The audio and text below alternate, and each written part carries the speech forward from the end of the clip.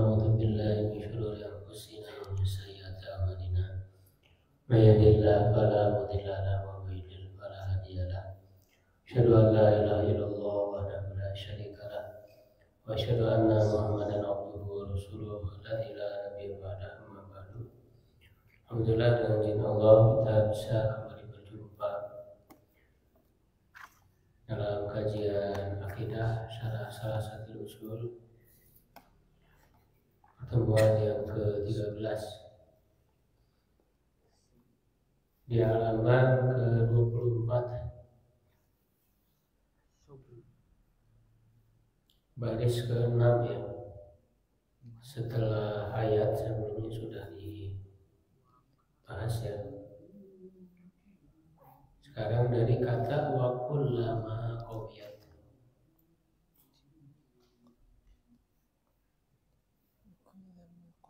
Ini belum nampak. Iya kan? Aku lama qawiyat. Aku lama.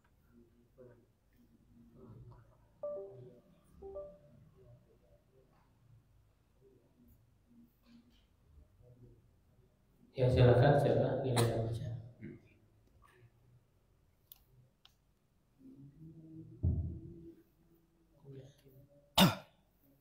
Bismillahirrahmanirrahim. Wa kullama qawiyati adiyatu quruban nasru wa laysa nasru muhtason bi an yunsorol insanu fi hayatihi wa yaro asaro da'wat di Insyaallah insa mana insan bi'an yunsyarul insanu yunsaru insanu fi hayatihi wa yaro asaro da'watihi qad tahaqqaqa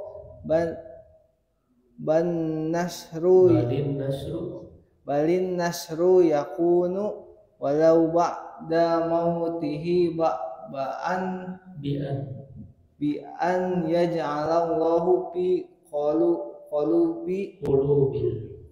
qulubi bil khalqi qabulan limada'a ilaihi wa ahdan bihi wa tamasukan bihi fa inna hadayu tabaru nasran li hadad da'iyati wa in kana mayitan fa'ala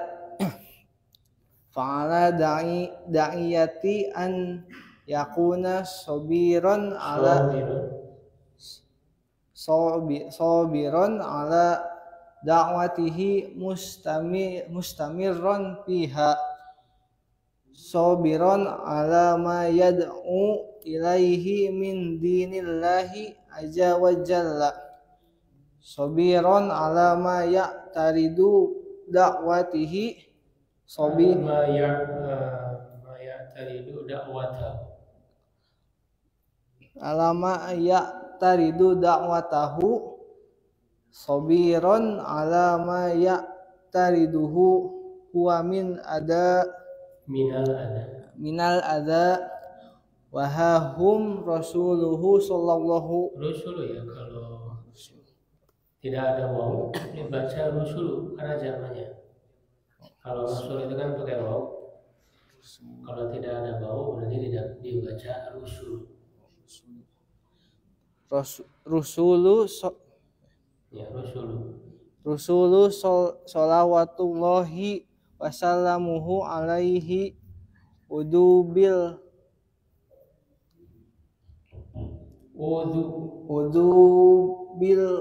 qawli wa bil fi'li qala Allah ta'ala kadzalika ma atal ladzina min qablihim mir rasulin illa qalu sahirun aw yajnun aw majnun. Ya, cukup ya, Udah lumayan ya, bagus. Nah, jadi di sini penulis Utsaimin rahimahullah taala mengatakan ya, wa kullama, dan setiap kali qawiyatil adiyatu, ya kuat gangguan ya atau hal yang menyakiti, qaruban nasru, ya maka dekatlah kemenangan. Jadi semakin kuat gangguannya, cobaannya, berarti semakin dekat kemenangan. Itu tanda semakin dekat kemenangan. Walaysa nasru mukhtasar, kemenangan itu bukan hanya ya atau tidak khusus. Mukhtasar itu dari kata khusus. Ya, tidak khusus, tidak hanya bi an yunsarul insanu fi hayati, dengan ditolongnya seorang manusia atau seseorang dalam hidupnya, wa yara asara dakwatihi, dan melihat dampak dakwahnya, qad tahaqqaqa, sungguh telah tercapai. Balin nasru, tetapi kemenangan, yakunu terjadi, walau ba'da mauti, meskipun setelah kematiannya. Bi an yaj'alallahu fi qulubil khalqi, dengan Allah menjadikan di hati-hati para makhluk, maksudnya para hambanya,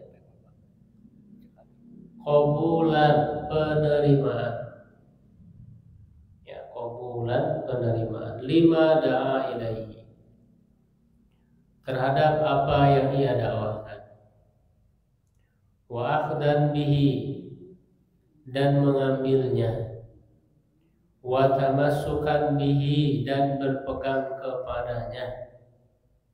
Fa inna hadza yu'tabaru nasran li hadzal da'iyati wa in kana mayyitan, maka sesungguhnya ini dinilai sebagai kemenangan bagi dai ini meskipun dia telah menjadi mayit. Nah, jadi ini ya prinsip-prinsip yang harus kita ingat ya untuk bersabar. Ini secara khusus sabar dalam dakwah. Ya, karena dia puncak. Jadi setelah orang belajar, mengamalkan, kemudian mendakwakan, ya akan semakin berat lagi tantangannya. Kalau ketika belajar mungkin yang jadi musuh adalah diri sendiri, ya kan? Karena melawan kemalasan, melawan hawa nafsu, ya kan? Dingin-dingin gini hujan ya, enaknya diselimut gitu. Jadi kalau menuntut ilmu itu tantangannya yang diri sendiri, yang jadi musuh itu hawa nafsu sendiri, ya kemalasan. Ketika beramal, tantangannya juga sama ya. Yang paling utama adalah diri sendiri. Tapi kalau sudah berdakwah, itu sudah banyak ya dari pihak lain, ya dari luar tantangannya. Nah maka jangan kaget ketika kita terjun berdakwah, pasti kita akan menghadapi tantangan-tantangan. Dan kita harus siap. Ya, karena kalau kita tidak siap dengan tantangan, ya tidak akan berdakwah. Ya, tidak akan berdakwah. Dan dakwah itu berarti kan para dai ini terpakai atau terambil banyak waktunya, ya, terhalang untuk berusaha, terhalang untuk mencari nafkah, untuk berbisnis dan sebagainya. Ya, karena dakwah ini kan butuh energi, butuh pikiran, butuh waktu yang banyak. Nah, disitulah tantangan. Kita siap tidak ya untuk menghadapi tantangan seperti itu? Ya. Nah, semakin kuat rintangan itu semakin dekat kemenangan atau keberhasilan yang akan didapatkan. Jadi justru jangan menyerah ya, ketika semakin berat tantangannya, jangan nyerah. Ya teruslah berusaha. Ya kita harus berkaca ya kepada para nabi, bagaimana dakwah mereka itu sangat luar biasa ya di mendapatkan rintangannya itu. Ya, beliau mengatakan bahwa kemenangan itu tidak khusus seseorang diberikan kemenangan pada saat hidupnya dengan melihat dampak dari dakwahnya waktu semasa dia hidup, tapi bisa jadi hasilnya akan dicapai ketika dia sudah meninggal. Karena dakwah itu kan bisa saja orang tidak menerima dakwahnya ketika dia masih berdakwah. Ya, tapi ketika dai ini sudah tidak ada, ternyata diingat oleh orang, diingat-ingat kembali apa yang dia dakwakan, apa yang dia sampaikan. Kemudian orang-orang mengikutinya, ya kan? Gitu. Hasil dari dakwah itu bisa jadi seperti itu, dan itu juga terjadi pada Rasulullah SAW sendiri. Ketika ditawari oleh Allah Subhanahu wa Ta'ala untuk memilih apakah engkau memilih untuk melihat hasil dakwahmu, ya kan? Hasil dakwah umat ya yang mereka itu mendapat kemenangan dari Allah, ya ataukah segera bertemu dengan Allah Subhanahu wa Ta'ala ila rafiqil a'la. Ya, ternyata kan Rasulullah memilih segera bertemu dengan Allah, tidak melihat kemenangan ya yang didapatkan oleh umatnya itu, tidak memilih itu. Makanya penawaran dari Allah Subhanahu wa Ta'ala ini kepada Rasulullah lalu disampaikan kan kepada para sahabat, tapi tidak secara langsung. Beliau menceritakan gitu ya, kata beliau ada seorang hamba yang dipilih, yang ditawari oleh Allah. Ya, apakah dia ingin melihat hasil dakwahnya ataukah dia ingin segera bertemu dengan Rabb-nya? Lalu kata Rasulullah, hamba tersebut memilih untuk segera bertemu dengan Rabb-nya. Ya, ketika disampaikan itu kepada para sahabat, ya Abu Bakar itu menangis karena dia paham apa yang disampaikan oleh Nabi, walaupun secara tidak langsung, ya kan? Secara tidak langsung isyarat. Para sahabat lain belum paham. Kenapa engkau menangis? Gitu ya. Wahai Abu Bakar, kenapa engkau menangis?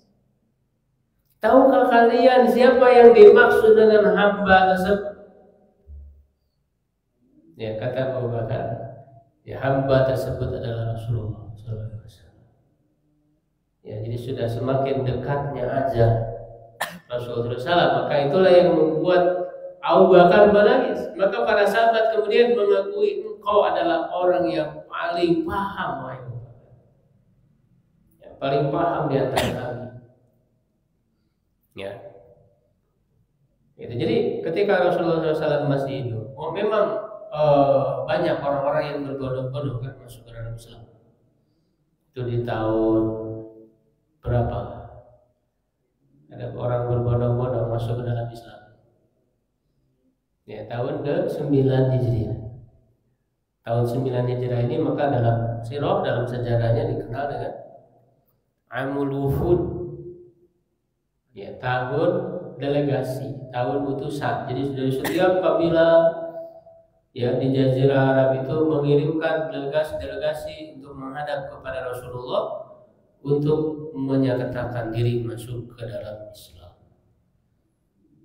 Ya, maka disebut di dalam surat An-Nasr, idza jaa nasrullahi wal fath wa ra'aitan nasa yadkhuluna fi dinillahi afwaja. Kalian melihat orang-orang masuk ke dalam Islam secara berbondong-bondong.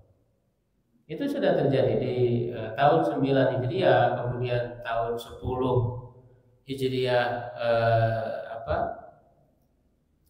dilakukan haji wada. Ya, tahun 10 itu haji berpisahan. Ya, dan di tahun 11-nya bulan Rabiul Awal Rasulullah wafat. Ya, tidak lama kemudian. Ya, jadi dan di haji wada itu kan sangat banyak sekali ya para sahabat itu ribuan atau bahkan berapa ya? Puluhan ribu lah, sekitar puluhan ribu para sahabat ya, yang mendengarkan khutbah ya haji wada ya Rasulullah SAW. Ya, maka dihitungkan oleh para ulama itu jumlah para sahabat itu sekitar 224-an lah ya, kira-kira 224.000 sahabat. Itu dikaji oleh para ulama berapa jumlah para sahabat itu semua. Ya, tetapi dari segi kemenangan secara duniawi, ya itu belum didapatkan, belum dilihat langsung oleh Rasulullah SAW. Ya, terutama ketika banyak dikumpulkan harta, itu belum ada di zaman Rasul. Baru nanti di zaman sahabat, di zaman Abu Bakar, di zaman Umar, ketika kerajaan besar ya seperti Persia itu ditaklukkan di zaman Umar bin Khattab, dan kemudian dibawalah ghanimah ya, hasil dari perang itu, harta yang sangat berlimpah, yang sangat banyak dibawa ke Madinah. Dan di zaman Rasul tidak menyaksikan itu, tidak menyaksikan kemenangan secara duniawi dakwah Rasul SAW. Ya, kejayaan Islam tidak. Makanya beliau lebih memilih untuk segera bertemu dengan Rabb-Nya. Ya, tidak melihat langsung hasil dakwah yang meluas ke berbagai penjuru bumi. Rasulullah itu keburu wafat. Ya, dan itu tentu adalah hasil kesabaran Nabi Shallallahu Alaihi Wasallam.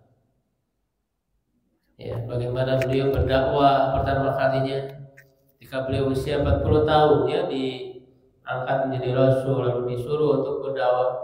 Di hari pertama langsung mengajak orang-orang terdekatnya, istrinya ya Khadijah, ya, sahabatnya Abu Bakar Siddiq, kemudian mantan budak ya, anak angkat Zaid bin Haris. Ya, di hari pertama itu ya, terus ya, sedikit-sedikit dimulai dengan secara sembunyi-sembunyi selama 3 tahun berkumpullah sekitar 40 orang. Ya, atau yang menyebut lebih dari itu. Ya, baru ketika terang-terangan itulah menghadapi penentangan yang keras dari orang-orang kafir Quraisy. Sampai banyak para sahabat yang disiksa, orang-orang yang lemah, para budak, ya seperti Bilal bin Rabah, ya, keluarga Yasir dan seterusnya, mendapatkan penentangan yang sangat keras. Ya, ketika ada sahabat yang mengadu kepada Rasulullah, ya Rasulullah bagaimana ini? Betapa kerasnya siksaan orang-orang. Dan Rasul belum diperintahkan untuk melakukan perlawanan di Mekah itu. Bayangkan 13 tahun hanya bersabar bertahan, belum dibolehkan untuk berperang. Selama di Mekah itu 13 tahun belum dibolehkan untuk berperang. Hanya sabar saja. Ketika ada sahabat yang mengadu kepada Rasulullah SAW, Rasul mengatakan ya, bahwa umat sebelum kita, nabi-nabi sebelum kita ini jauh lebih besar. Ya, siksaan yang dihadapi oleh mereka. Ada di antara nabi yang sampai digergaji, ya, sampai dibunuh dan seterusnya dengan sangat kecil. Kita belum seberapa, kata Rasulullah itu. Jadi untuk agar tetap bertahan, bersabar, sampai kemudian nanti hijrah ke Madinah. Ya, dan ketika Rasulullah mencari gitu ya ke tempat luar ya, di luar Mekah itu barangkali ada harapan-harapan dakwah yang lain. Ya, ketika di Mekah itu semakin keras ya, apalagi ketika istri beliau meninggal. Paman beliau Abu Thalib yang selama ini membela beliau meninggal di tahun 10 kenabian. Dan itu disebut dengan Amul Huzni, tahun kesedihan. Orang-orang kafir Quraisy itu semakin keras penentangan mereka. Ya, bahkan semakin berani lagi menyakiti Rasulullah SAW. Akhirnya beliau mencari harapan keluar Mekah, datang ke Taif. Itu di luar Mekah kan. Tapi ternyata apa yang didapat oleh Nabi di Taif? Dilempari batu sampai berdarah. Ya, setelah itu apakah Rasul berputus asa? Tidak. Rasul bahkan ketika beliau berlumuran darah duduk di bawah pohon kurma ya, di wadi, di sebuah tempat yang bernama Wadi Nakhlah yang ditemani oleh Zaid bin Harithah.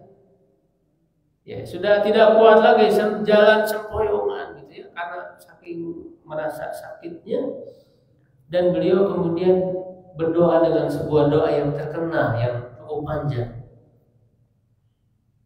Ya, Rasul mengatakan Allahumma ashku ilaika, ya aku mengadu kepadamu. Apa yang beliau adukan kepada Rasul? Beliau mengadu bukan mengeluhkan rasa sakitnya, tidak. Apa yang beliau keluhkan? Beliau mengeluhkan Allahumma ashku ilaika ya dha'fa quwwati. Yang intinya Rasulullah itu mengadu kepada Rasulullah atau memohon ampun kepada Allah atas lemahnya kekuatannya, ya, kurang bagusnya strategi dakwah. Jadi yang beliau sesali ini adalah merasa kurang maksimal dalam berdakwah, bukan menyesali rasa sakit yang diterima, tidak, ya kan? Tapi justru mohon ampun kepada Allah atas kurangnya usaha. Padahal beliau sudah luar biasa dalam menggerakkan kemampuan. Tapi ternyata yang beliau dapat itu seperti itu tanggapannya. Jadi Rasul mengeluh kepada Allah bukan mengeluh sakit, bukan. Ya, gitu. Dan setelah itu tidak berputus asa, terus merancang strategi, memulai lagi persiapan. Beliau bahkan mendatangi setiap orang di tahun 10 ya 11 khususnya di bulan haji, karena di situ kan sering berkumpul ya, datang orang-orang berhaji walaupun pelaksanaan hajinya belum sesuai syariat Islam. Jadi sebelumnya sudah ada tradisi itu. Ketika orang-orang berkumpul di bulan haji itu, Rasul itu mendatangi setiap orang untuk mengajak agar mereka masuk Islam. Ya, sampai tidak ada satupun dari orang-orang itu yang mau menerima, yang mau mendengarkan. Ya, sampai kemudian bertemulah dengan 6 orang anak muda. Yang 6 orang ini menjadi cikal bakal tersebarnya Islam di Madinah. Melalui 6 orang anak muda tersebarnya Islam di Madinah itu diajak oleh Rasul, dan kemudian mereka karena sudah tahu kabarnya dari orang-orang Yahudi di Madinah yang sering menceritakan akan datangnya Nabi yang terakhir, mereka mengatakan, oh ini nih yang disebut-sebut oleh orang Yahudi sebagai Nabi akhir zaman. Akhirnya mereka segera beriman, menerima ajakan Rasul. Kita harus lebih dulu, jangan kedahuluan oleh orang-orang Yahudi, kata mereka. Ya, mereka masuk Islam. 6 orang anak muda ini kemudian ketika pulang ke Madinah mengajak yang lain masuk Islam. Ya, di tahun berikutnya kemudian datang berbaiatlah. Ada yang disebut baiat Aqabah pertama, baiat Aqabah kedua. Itu adalah orang-orang Madinah yang datang sampai di tahun di baiat Aqabah kedua itu salah satu baiatnya adalah siap jika kemudian Rasul hijrah ke Madinah, siap untuk menyambut, untuk menerima. Nah, disitulah mulai Rasul hijrah ke Madinah. Jadi kalau kita hayati bagaimana ya perjalanan dakwah Rasulullah SAW itu penuh dengan kesabaran. Ketika di Madinah, apakah sudah selesai urusan? Tidak, justru disitulah mulai berperang yang tidak ada henti-hentinya. Karena orang-orang kafir itu ketika Rasul dan para sahabat telah berhasil hijrah, mereka mengirim utusan ke Madinah melakukan ancaman, kami tidak akan biarkan kalian sebelum kami hanguskan. Ya, sewaktu-waktu kami akan datang menyerang kalian. Itu ancaman dari orang-orang kafir Mekah, ya, kafir Quraisy. Sampai Rasul nggak bisa tidur tiap malam, meminta sahabat untuk menjaga beliau. Sa'ad bin Abi Waqqas selalu menjaga di rumah beliau itu setiap malam. Sampai turun ayat yang mengatakan wallahu ya'simuka minan nas. Allah menjagamu dari manusia. Maka setelah itu udah saatnya pulang aja. Sudah ada jaminan dari Allah. Ya kan? Sampai kemudian berperang gitu ya, perang Badar tahun 2 Hijriah, kemudian perang Uhud di tahun 3 ya, ada pengkhianatan Yahudi. Tahun kedua juga Bani Qainuqa, nanti tahun keempat Bani Nadir. Tahun kelima perang Honda. Ya kan? Dan juga pengkhianatan Yahudi Bani Nadir. Ya, kemudian tahun 5 tahun 6 ada perjanjian ya Hudaybiyah dan seterusnya. Tahun 7 perang Mu'tah, tahun 8, tahun 9 terus. Berperang terus. Ya kan, di selama periode Madinah itu sampai puncaknya Fathu Makkah. Bisa menguasai Mekah di tahun 8 Hijriah. Setelah Fathu Makkah pun belum berhenti, ada kelompok-kelompok dari kabilah-kabilah Arab. Ya, Arab Badui yang terus menyerang sampai mereka semua ditaklukkan. Ya, jadi luar biasa perjuangan itu. Ya, dan kita tidak berharap mungkin sekarang belum berhasil, tapi kita berharap nanti akan datang. Karena itu akan menjadi jariah. Ya, akan menjadi, apalagi ini generasi perintis baru pertama gitu ya. Terus jangan berhenti. Ya, harus terus ada generasi ya, yang berikutnya. Karena itu akan menjadi jariah kita kalau kita berperan di situ. Ya. Jangan berhenti dakwah. Nah, maka hendaklah bagi seorang dai dia bersabar atas dakwanya, terus menerus di dalamnya bersabar apa yang ia ajak ya dari agama kepada agama Allah.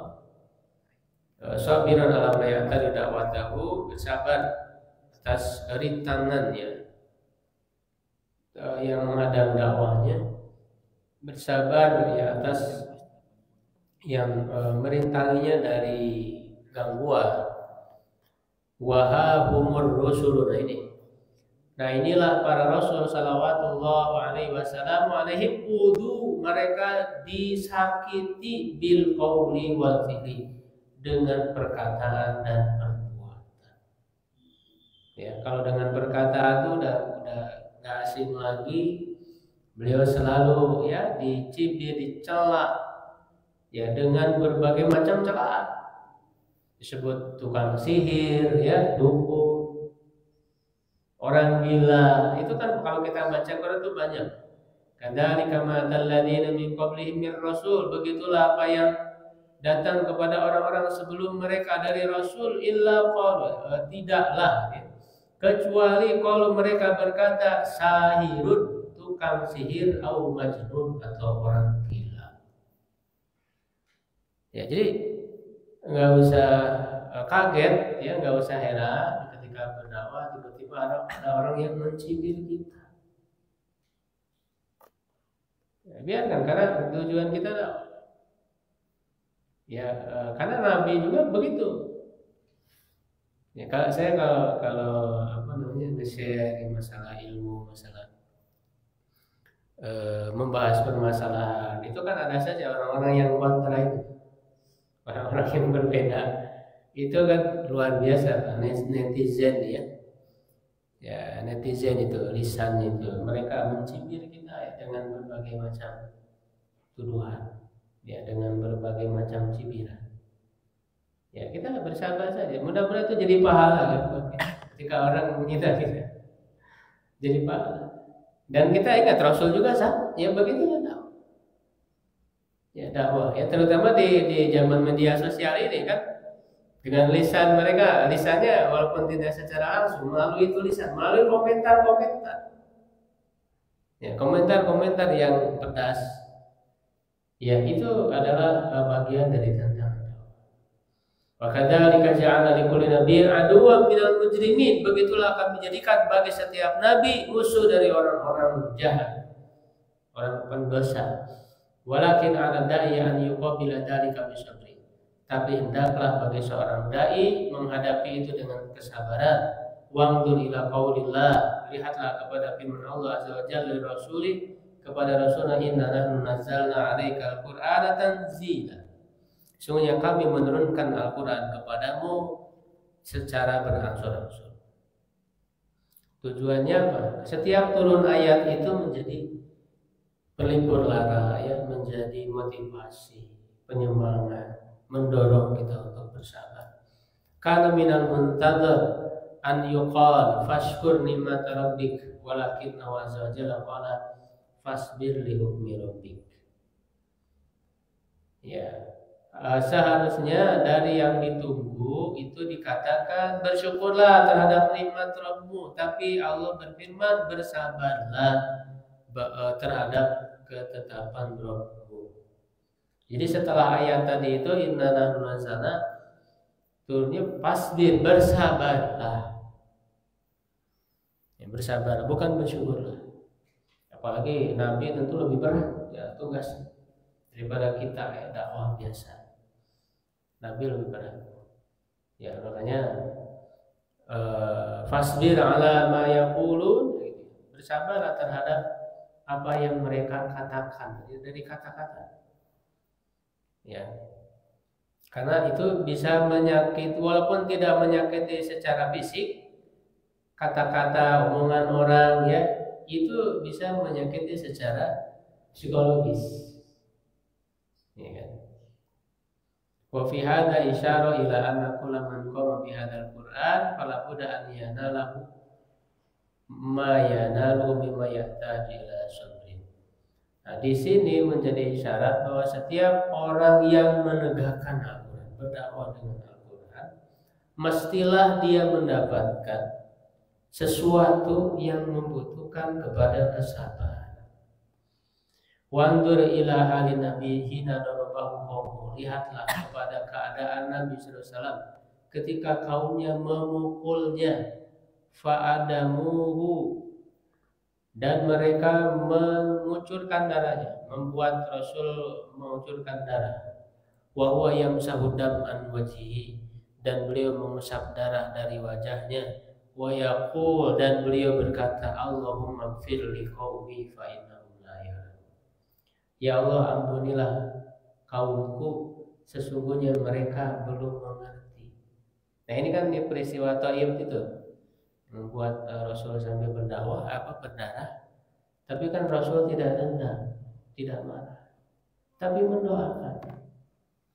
Ya, nah ternyata kan dari Taif itu, walaupun itu pada saat itu tidak ada yang menerima dakwah Nabi, ternyata kan kemudian keturunan-keturunannya itu menerima dakwah, ada yang masuk Islam.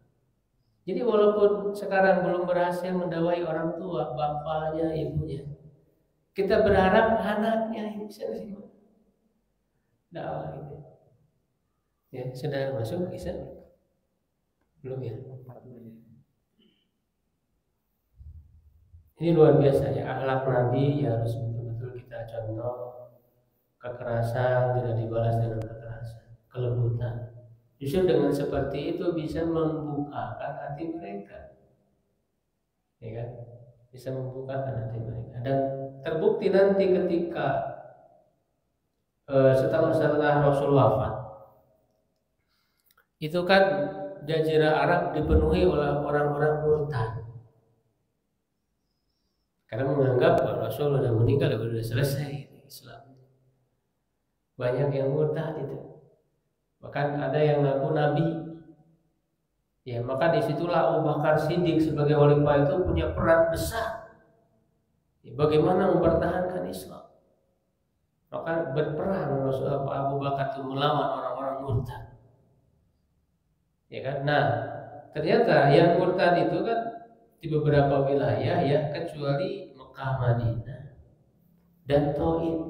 Taif itu ternyata setelah itu mereka jadi kuat keimanan mereka. Ya, jadi jangan putus asa. Jadi jangan dulu menyerah ya.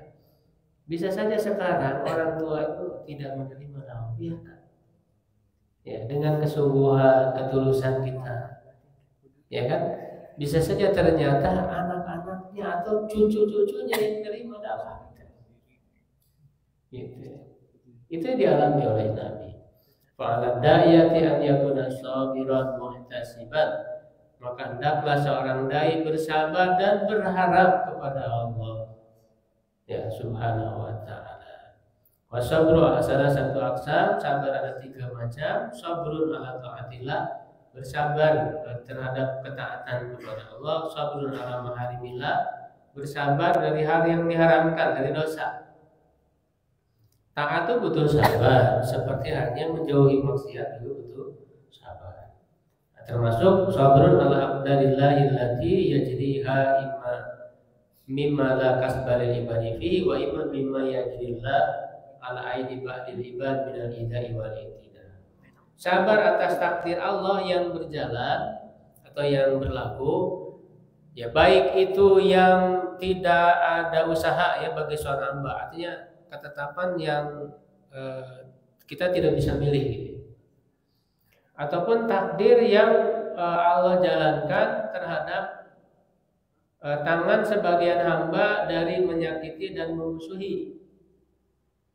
Gitu, kalau itu takdir juga, semuanya kan takdir. Ketika orang kafir, orang yang nggak senang dengan dakwah kita, ya menghalang-halangi, ya mencela dan sebagainya, itu kan bagian takdir dari Allah juga.